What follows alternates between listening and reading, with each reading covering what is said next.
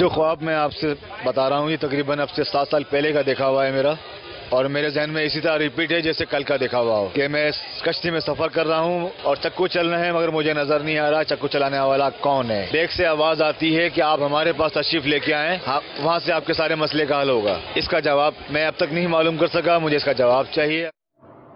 جی ابھی تک معلوم نہیں کر سکے ہیں اور آپ سے جواب چاہیے ان کو۔ ہاں، بعض اوقات واقعی جیسے 7 سال پرانا انہوں نے خواب بیان کیا تو ایسا ان کا بھی معاملہ لگتا ہے، 7 سال کے بعد بھی ان کو ویسا ہی یاد ہے۔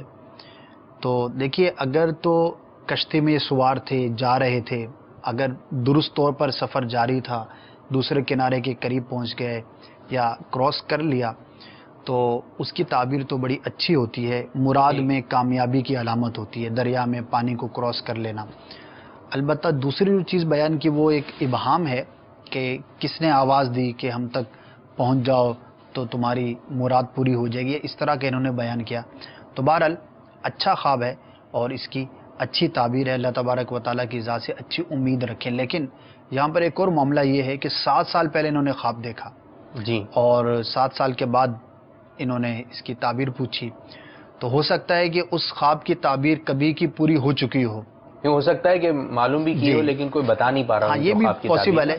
تو اب بہت پرانا خواب ہو جائے تو اس کی پھر تعبیر بھی دشوار ہو جاتی ہے۔ اس کی ایک وجہ میں عرض کروں، مثال کے طور پر بعض خواب وہ ہوتے ہیں کہ جن کی تعبیر ہوتی ہے کہ حالات آپ کے تبدیل ہوں گے، یعنی اچھے حالات ہیں تو وہ تبدیل ہو سکتے ہیں، آزمائش ہو سکتی ہے۔ بعض اوقات یہ ہوتا ہے کہ برے حالات ہیں تو وہ اچھے ہو جائیں گے۔